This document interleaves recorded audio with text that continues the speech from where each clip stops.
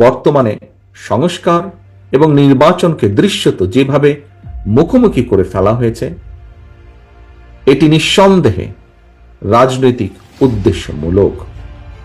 যারা সংস্কার শেষ করার পর জাতীয় নির্বাচন অনুষ্ঠানের কথা বলছেন, তাদেরকে উদ্দেশ্য করে বলতে চাই, যেটি শেষ হয়ে যায় সেটি সংস্কার নয়, কারণ সংস্কার কখনো শেষ হয় না।